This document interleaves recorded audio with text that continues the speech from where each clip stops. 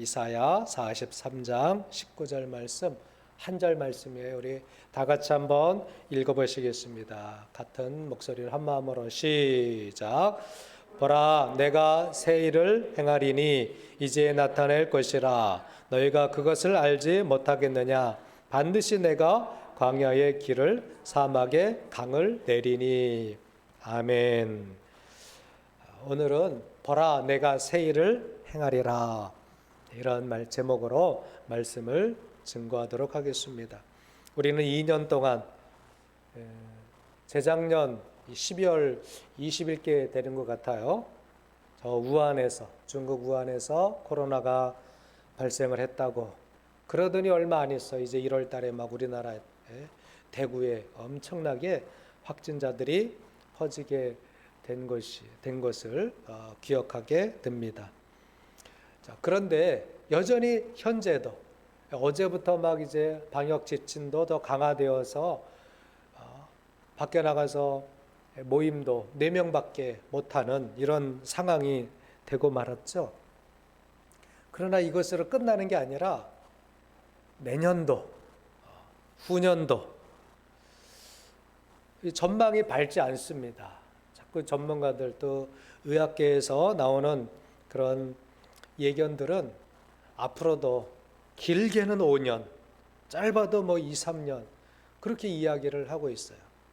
잦아들 것 같다가 또 퍼지고, 참 그래서 교회들도 참 힘들고 어려운 상황, 또 소상공인들도, 직장 다니는 분들도, 더욱이 학생들도 비싼 학비 내고 캠퍼스를 못 갔어요. 2년 동안.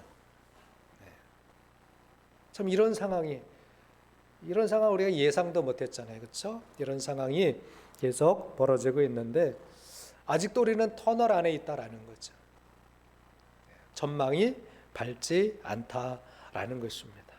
그래도 우리는 믿음으로 소망을 가지고 밝은 내일을 항상 꿈꾸며 기도해야 된다라는 거예요. 할렐루야. 사도 바울은 이렇게 이야기했죠. 겉사람은 낡아지나 우리의 속사람은 날로 새로워지도다. 사람도 그렇지만 건물도 그렇고 모든 제도도 처음에는 새로운 것 같은데 시간이 지나면 지날수록 다 구식이 되어가는 거예요. 우리 육체도 내가 좀 젊어서 난 너무 좋아, 지금이 너무 좋아. 그런데 시간이 지날수록 몸은 힘들어질 수밖에 없는 그런 연약한 저희들이죠. 그래서 약간은 이 시대가 참 암울하다라고 말할 수 있어요. 그런데 우리만 그랬던 것이 아닙니다. 이사야 선지자가 활동했던 이 시대도 굉장히 암울했던 그런 시대예요. 북이스라엘은 멸망을 하고 BC 722년에 북이스라엘이 멸망을 해요. 그리고 남유다도 힘이 없어요. 아수르가 바로 눈앞에까지 북이스라엘을 먹고 와서 이제 남유다를 침공하기 시작하는 그러한 시기예요. 그런 것을 이사야가 예언을 하는 거예요. 그런데 그것으로 끝나는 것이 아니에요. 이사야 선지자는 이제 북이스라엘 멸망하던 시대, 히스기야, 여러분이 히스기야 왕 기억하시죠? 그 시대에 활동했던 거예요. 그런데 그것으로 끝나는 것이 아니라 약 120년 뒤에는 남유다까지 완전히 나라가 멸망하고 성전이 다 파괴되고 사람들은 다 흩어져 죽임당하고 끌려가고 이런 상황들을 예언하는 거예요. 이사야가 살고 있던 당시도 암울했지만 앞으로 다가올 시기는 더 암울한 그런 상황을 예언하고 있는 것입니다. 하나님께서 알려주셨기 때문에 그렇게 예언하고 있는 거예요. 우리가 살아가는 이 세상이 바로 그렇습니다. 세상은 늘 불안해요. 어떤 일이 발생할지 몰라요. 이번에 저 미국 중서부에 토네이도가 발생을 해서 우리나라에 오는 태풍과는 비교도 안 되는 그런 아주 무서운 재난이더라고요. 막 집들이 다 날아가고 자동차도 막 굴러버리고 바람이 그렇게 강해요. 그래서 거의 막 100여 명 넘게 죽고 아주 재산 피해도 많이 발생했다라는 것을 우리가 뉴스를 통해서 들었습니다. 이렇게 언제 재난이 닥칠지. 그런데 이 재난보다도 더 큰 피해를 주는 게 뭐냐면 전쟁이에요. 전쟁이 한번 나면요, 순식간에 많은 인원들이 죽게 되는 이런 상황들이 발생을 합니다. 이사야 선지자 시대가 바로 그랬어요. 북이스라엘이 멸망을 하고 장차 남유다가 바벨론의 침공을 당해서 많은 사람들이 죽고 포로로 끌려가고 성전은 다 불타 없어지는 이런 상황을 예견했던 것입니다. 자, 그런데 그 암울한 시대에 그래도 하나님께서 이사야를 통해서 희망의 말씀을 주시는 거예요. 재난으로, 전쟁으로, 여러 가지 어려운 상황으로 인생들은 역사 속에서 또 현실 속에서 고난을 겪지만 결국 모든 것을 새롭게 하실 분은 누구시냐? 하나님밖에 없다라는 거예요. 믿으시기 바랍니다. 사람들이 새롭게 할 수 없어요. 해가 바뀐다고 새로워질 수가 없어요. 저도 어린 마음에 늘 해가 바뀌면 이제 내년은 내 인생이 달라질 거야. 우리 집안이 달라질 거야. 세상이 달라질 거야. 저도 막연하게 그런 희망과 소망을 품고 살았던 것 같아요. 그런데 나이를 먹어보니까 해가 바뀌어도 별로 바뀌는 게 없더라고요. 인생이 이런 거구나. 그렇다고 우리 젊은 학생들이 꿈을 포기하라는 얘기가 아니에요. 늘 우리는 새로워져야 되는데 그냥 인생의 힘으로는, 내 의지만으로는 새로워질 수가 없다라는 거예요. 세상을 새롭게 하실 분, 내 인생을 새롭게 하실 분, 우리의 역사를 새롭게 하실 분은 누구밖에 없다? 하나님밖에 없다라는 것입니다. 오직 새 일을 행하시는 분은 하나님밖에 안 계신 거예요. 여러분 입술로 한번 선포해 보시기 바랍니다. 한번 해보세요. 오직 새 일을 행하시는 분은 하나님 한 분밖에 안 계시다. 믿습니까? 예. 그래서 내 인생도 새로워지려면 하나님이 하셔야 되는 거예요. 우리 교회도 새로워지려면 하나님이 하셔야 되는 거예요. 이 나라도 새로워지려면 하나님이 역사해 주셔야 되는 거예요. 이 코로나도 종료할 수 있는 분은 의사들이 아니에요. 약이 아니더라고요. 아무리 백신을 맞아도 맞은 사람들도 걸리는 이런 상황이잖아요. 그래서 절실하게 우리가 깨달아야 돼요. 이 코로나도 종료하고 새롭게 하실 분은 하나님 한 분밖에 안 계시다. 할렐루야. 그리고 하나님이 오늘 내가 새 일을 행하리니라고 말씀하셨는데 하나님이 행하실 새 일은 무엇인가? 한번 본문을 통해서 살펴보고 우리에게 적용하고자 합니다. 하나님이 새롭게 하시는 일이 뭐냐? 첫 번째는요, 이스라엘을 회복시키신다라는 거예요. 어찌 보면 하나님께서 허락하셔서 이방 민족이 이스라엘을 침공하잖아요. 그래서 북이스라엘이 멸망을 하고 이제 남유다까지 하나님이 택하신 제사장 나라가 멸망을 당하는, 어찌 보면 그 모든 것이 다 하나님 안에 있는 거예요. 그렇지만 그 안에 살던, 그 시대에 살던 이스라엘 백성들이 하나님 앞에 범죄했기 때문에 그들은 멸망을 당할 수밖에 없었다라는 거예요. 하나님은 공의의 하나님, 정의의 하나님이요, 죄를 싫어하시는 분이에요. 그래서 죄는 심판하시는 분이에요. 하나님의 백성으로 택함을 받고 그 땅까지 인도되고 그 땅에서 나라를 세우고 지금까지 이스라엘이 흘러왔지만 하나님 앞에 죄를 지음으로 말미암아 멸망을 당했다라는 거예요. 또 이사야 당시로 보면 앞으로 120년이 지나면 이 나라도 멸망을 당한다라는 거죠. 자, 그런데 하나님께서 무엇을 약속하셨나요?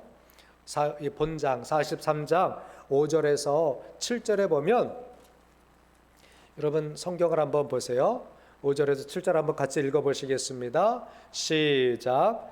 두려워하지 말라. 내가 너와 함께하여 내 자손을 동쪽에서부터 오게 하며 서쪽에서부터 너를 모을 것이며, 내가 북쪽에서 이르기를 내놓으라. 남쪽에게 이르기를 가두어 두지 말라. 내 아들들을 먼 곳에서 이끌며 내 딸들을 땅끝에서 오게 하며, 내 이름으로 불려지는 모든 자 곧 내가 내 영광을 위하여 창조한 자를 오게 하라. 그를 내가 지었고 그를 내가 만들었느니라. 아멘. 자, 동서남북 이야기가 나와요. 흩어졌던 사람들이 다시 돌아오는 것을 이야기하고 있습니다. 하나님 앞에 범죄하여 나라가 멸망하고 자기의 삶들이 다 깨어지는 그런 상황을 당할 것을 예언하셨지만, 또 하나님이 새 일을 행하신다라는 것은 뭐예요? 그들을 회복시키시는 분이 하나님이시다라는 것을 말씀하고 있습니다. 이스라엘이 귀환할 것을 말씀하고 있는 거예요. 이게 하나님께서 행하실 새 일이에요. 루이 잠페리니라는 사람이 있었어요. 실제 살았던 사람입니다. 미국 사람인데요. 이탈리아에서 미국으로 이민 온 가정에서 태어난 자녀예요. 그런데 이 아이가 잘 적응을 못해요. 형은 그래도 얌전한데 이 잠페리니는 어려서부터, 그 이제 청소년 시기 때부터 담배와 술에 빠져들어요. 학교를 안 가요. 그리고 가끔 이제 남의 것을 막 훔쳐요. 아주 문제아가 되어버렸어요. 반항아가 되어버리고 말았습니다. 그러다가 우연찮게 육상하는 것을, 형이 육상부가 되었는데 이 동생도 달리기를 잘하더라고요. 우연찮게 그 육상부에 들어가게 되고 국내에서 대표를 선발하는데 거기에 나가서 이제 입상을 하게 돼요. 그래서 운명처럼 장거리 육상 선수가 됩니다. 실제로. 그래서 19세에 올림픽 대표, 미국의 올림픽 대표로 선발이 되었어요. 그 베를린 올림픽에 나가서 최연소로 그 이제 동메달인가 그 메달을 따게 됩니다. 그 반항하였던 그 아이가 육상의 두각을 나타내기 시작한 거예요. 그런데 불행하게도 2차 대전이 발발합니다. 전쟁이 발발하니까 청년이잖아요. 군대에 징집이 돼요. 군대에 나가서 여러 전쟁을 치르는데 가까스로 살아남습니다. 그러다가 이제 공군인데 작전 수행 중에 비행기가 태평양에 불시착하게 돼요. 거의 다 죽고 3명이 살아남습니다. 구명보트에 3명이 타고 있는 거예요. 그 망망 바다에서 며칠을 견디느냐 하니까 47일을 견뎌요. 기적이죠. 아무것도 비상식량도 그 얼마 없고 물도 없고 추위를 견뎌야 되고 그리고 폭풍을 견뎌야 돼요. 47일을 바다에서 그냥 떠서 살아 있었다는 것은 정말 기록적인 일이에요. 거기서 그냥 죽을 수도 있었어요. 그런데 한 배가 나타납니다. 그 배가 어떤 배냐? 일본 군함이에요. 일본의 전쟁포로가 됩니다. 그래서 그 포로 수용소에 며칠을 갇혀 있느냐? 850일. 2년 4개월을 포로 수용소에서 갇혀서 살아가는 거예요. 그런데 일본 장교들이 그 2차 대전 때 얼마나 악독했습니까? 매일 폭행당하고 굳은 일을 해야 되고 바다에서 47일을 견뎌 살아났는데 포로가 되어서 850일을 또 견뎌야 했습니다. 극심한 괴롭힘을 당하는 거예요. 그래도 살아남았어요. 일본이 전쟁에 패하게 되고 그는 그 속에서 이제 살아남는데 그가 그렇게 기도했어요. 그 바다에서 망망대해에서 표류하고 있을 때 하나님 나를 살려주시면 제가 새로운 인생을 살겠습니다. 주님이 시키시는 일을 하겠습니다. 그런 이제 기도를 하게 됩니다. 결국 이제 아주 삐쩍 마른 상태로 아주 이게 영화로 만들어졌거든요. 언브로큰이라는 영화로 만들어졌는데 이제 미국에 귀환을 하게 돼요. 그 오랜 세월 고생하다가 미국에 귀환을 하게 되는데 그 형이 한 말 때문에 이 잠페리니가 견딜 수 있었던 거예요. 뭐라고 그 형이 얘기했냐면은 견딜 수 있으면 해낼 수 있다. 여러분 한번 우리도 한번 해볼까요? 시작. 견딜 수 있으면 해낼 수 있다. 네. 여러분들이 어떤 일을 당할 때, 또 고난을 만날 때, 아주 힘든 순간이 왔을 때 견뎌낼 수 있다면 새 일을 해낼 수 있는 거예요. 결국 이 루이 잠페리라는 사람이 미국에 귀환됐는데 다시 그가 하나님 앞에 살려만 주시면 내가 복음을 증거하겠습니다. 그런 고백을 했거든요. 그래서 일본으로 건너갑니다. 일본에 가서 복음을 전하고 자기를 그렇게 극도로 괴롭혔던 일본 장교를 만나서 용서해 주려고 했어요. 참 대단하죠? 그런데 끝끝내 그 일본 장교는 나타나지 않았다고 합니다. 만나서 포로 수용소에서 당했던 그 모든 것을 풀려고 했는데 일본 사람이 나타나지 않았다는 그런 이야기로 영화가 끝나고 맙니다. 한번 기회 되시면 힘든 일을 만나고 난 이것 때문에 너무 힘들어 라고 하는 분들은 이 언브로큰이라는, 제가 주부에도 한번 실어놓은 것 같은데, 언브로큰 좀 지난 영화이기 때문에 비싸지도 않아요. 1,000얼마면 아마 다운받아서 볼 수 있을 것입니다. 자, 무슨 이야기를 하고 싶으냐? 이스라엘 백성들도 포로로 잡혀가서 동서남북으로 다 흩어져서 70년을 견뎌했어요. 하나님의 때가 오기까지 견뎌야 했습니다. 그런데 견뎌내면 새로운 일을 만나게 되는 거예요. 하나님께서 약속하신 것이 뭐예요? 이스라엘을 다 사방에서 돌아오게 하리라. 회복시켜 주시겠다라고 말씀하시는 거예요. 그래서 하나님이 새 일을 행하신다라는 말씀은 뭐냐? 회복이에요, 회복. 저와 여러분도 신앙적으로, 환경적으로, 인생으로 여러 가지 힘들고 어려운 일이 있지만 하나님을 의지하시면, 하나님을 믿고 의지하시면 하나님께서 새 일을 행하시는데 믿음으로 견디는 사람에게 모든 것을 회복시켜 주시는 귀한 은혜가 일어나게 될 줄 믿습니다. 우리가 믿고 견뎌야 돼요. 하나님이 안 계신가 보다가 아니라 하나님이 저희들의 믿음을 보시는 거예요. 견디는 믿음을 보시는 거예요. 우리 교회적으로도 견뎌야 돼요. 여러분들도 아무리 힘들고 어렵고 과제가 많고 또 내가 좀 직장에서 극복해야 될 일이 많아도 하나님을 믿고 견디면 새로운 일이 여러분 앞에 펼쳐지게 될 줄 믿습니다. 두 번째로 하나님께서 행하실 새 일은 뭐냐? 그리스도를 보내시는 일이에요.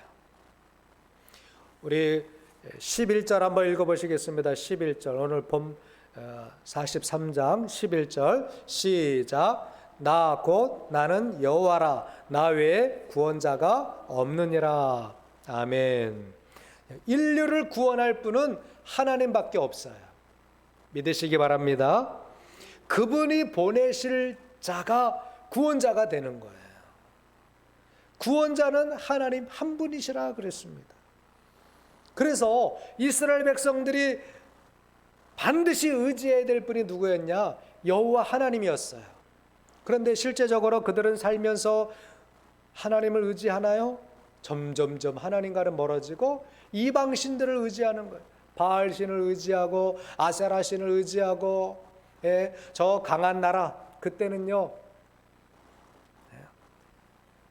신정 통치, 신이 그 나라를 세우시고 신이 그 나라를 통치한다 그랬어요. 그러니까 아수르가 강하면 아수르의 신이 강한 거예요. 바벨론이 자기 나라를 이기면 바벨론의 신이 강한 거예요. 그러니까 사람들이 어떻게 돼요? 우리 신은 약한가 보다. 여호와는 약한가 보다. 바알 신을 섬기고 아세라 신을 섬기고 그랬던 거예요.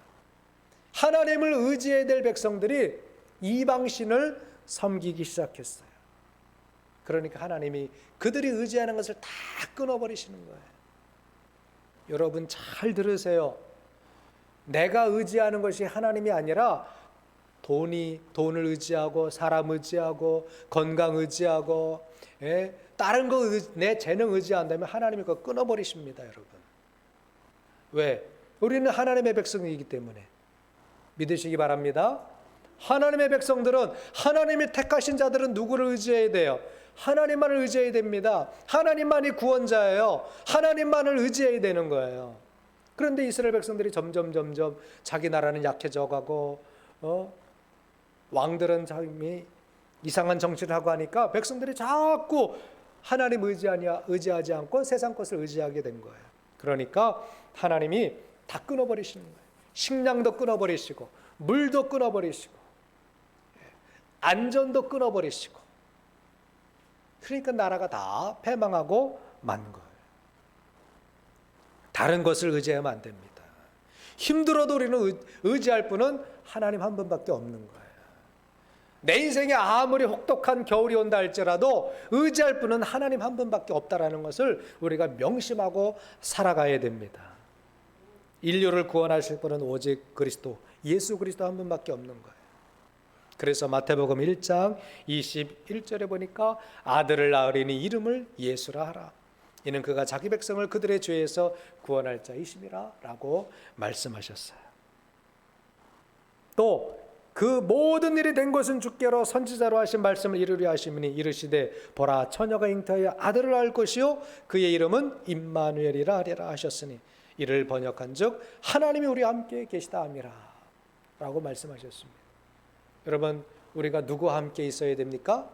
하나님과 함께 있어야 돼요. 물질이 아닙니다. 내가 참 좋아하는 어떤 그것이 아니에요. 우리 인생들이 하나님을 의지해야 되고 하나님과 한평생을 함께 살아가야 되는 거예요. 그런데 자꾸 하나님은 멀리하고 내 능력을 의지하고 사람의 능력을 의지하고 물질의 권능을 의지하고 그러면 내가 아무리 주려고 해도 하나님이 그거 다 흩으시는 거예요. 다 끊어버리시는 거예요. 왜? 성경에 선포하잖아요. 나 곧 나는 여호와라. 나 외에 구원자가 없느니라. 여러분 우리가 분명히 마음속에 새기고 명심하고 살아갈 수 있기를 주의 이름으로 축원합니다. 구원자는 한 분 하나님밖에 없어요.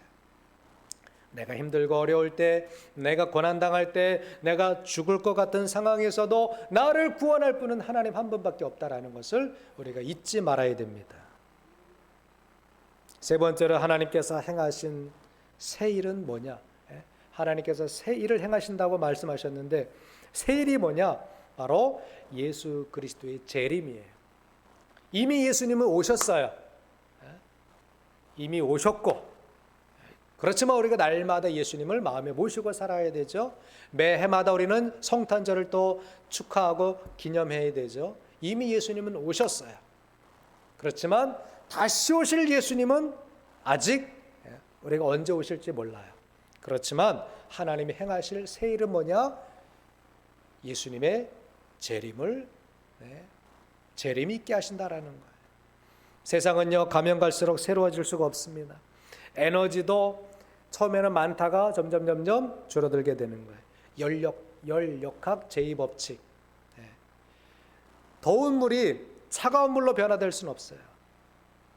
더운 물과 차가운 물을 섞으면 더운 물이 차가워져요. 그래서 에너지를 가하지 않고는 물이 스스로 더워지는 일은 없다라는 것입니다.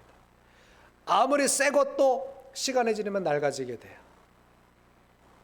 저 고덕에 한 교회를 방문하게 되었는데 고덕이 정말 새로워졌더라고요. 그 삼성 지금 공장을 짓고 있는데 이미 2기까지는 지어졌고 지금 3기를 짓고 있고요. 벌써 4기 캠퍼스 네 번째 캠퍼스라 그러더라고요. 네 번째 캠퍼스를 짓고 있어요. 세계에서도 엄청나게 큰 공장이에요. 그런데 캠퍼스를 몇 개 짓느냐 6개까지 짓는데요.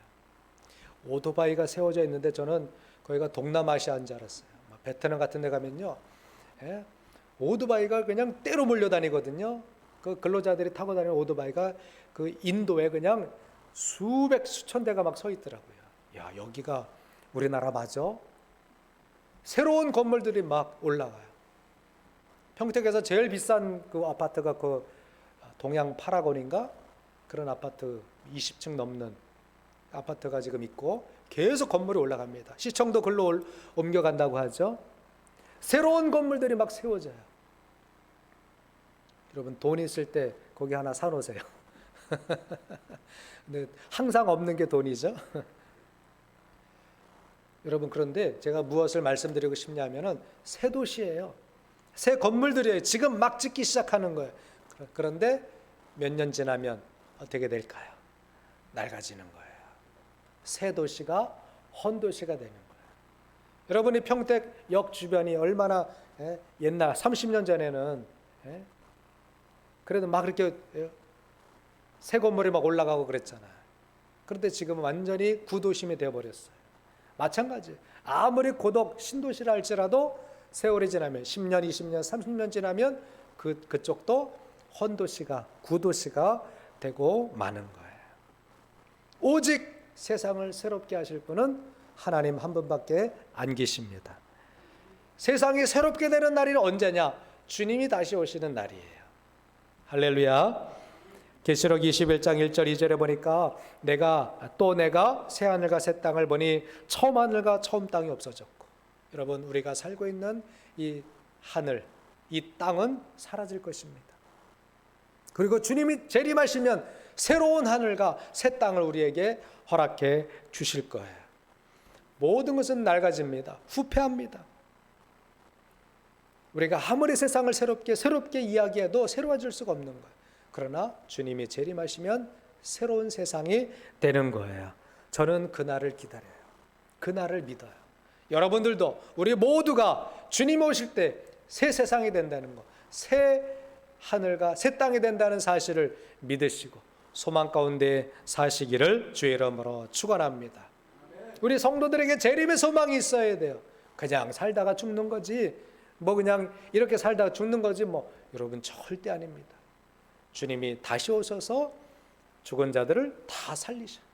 그래서 믿는 자들은 영원한 부활로 영원한 세상, 영원한 새로운 세상에 들어가게 되고, 믿지 않는 자들은, 그때까지도 믿지 않는 자들은 부활은 되지만 영원한 심판의 세계로 들어가게 되는 거예요.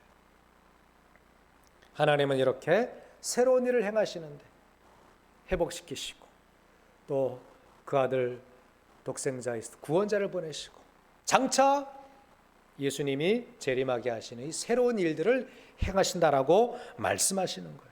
자, 그러면 우리 교회는 어떻게 새로워져야 할까요?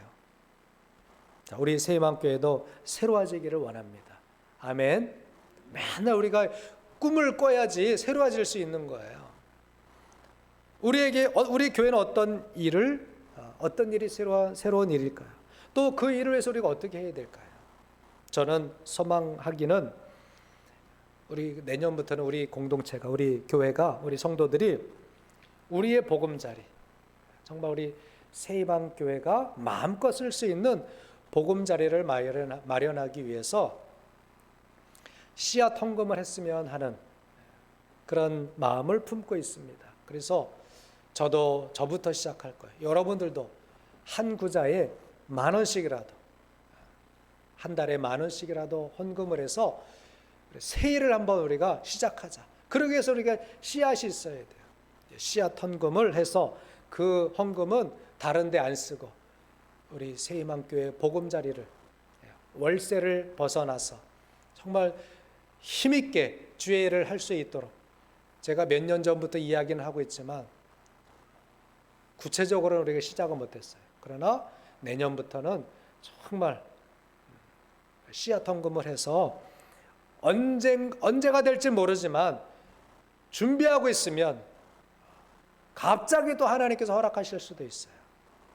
어느 정도만 모아지면 그 돈과 함께 자그만 건물이라도 아니면 자그만 땅이라도 사서 또 이제 대출도 받고 해야 되겠죠. 그러나 씨앗을 만들어 놓으면 그 씨앗이 자라서 크게 되는 거예요. 저는 그런 꿈을 갖고 있습니다. 아이로부터 어른까지 우리가 우리 보금자리를 마련하는 것, 그것이 우리 새희망교회는 새일이다. 이런 마음을 우리가 한 마음을 가져서 내년부터 시작을 하면 어떨까 여러분에게 제안을 합니다. 결론의 말씀을 드립니다. 코로나로 우리는 2년의 세월을 보냈어요. 잘 견뎌 오셨습니다. 한 분도 코로나 걸린 분도 안 계시고 참 감사해요. 하나님께서 우리 성도들을 지켜주셔서 감사해요. 그래도 앞으로도 더욱더 코로나 조심하셔야 되고, 힘들고 어려운 2년의 삶을 지났지만 또 앞으로 얼마가 될지 몰라요. 그러나 우리는 어디에 소망을 둬야 되느냐? 하나님께 소망을 두고 하나님께서 행하실 일에 우리가 시선을 향하고, 또 우리 새희망교회가 새로운 일을 향하여 함께 작은 발걸음을 내딛는 일에 함께 동참하는 그런 성도들 다 되시기를 주님의 이름으로 축복합니다. 아이로부터 모든 연세 드신 성도님들까지 한마음 한뜻이 되면 반드시 하나님께서 보라 내가 새 일을 행하리라 말씀하셨듯이 교회적으로도 새로운 일들이 시작되게 될 줄 믿습니다. 여러분의 인생도 우리의 교회도 우리의 신앙도 하나님께서 새롭게 하시는 놀라운 은혜가 충만하기를 예수님의 이름으로 축원합니다. 우리 함께 기도하도록 하겠습니다.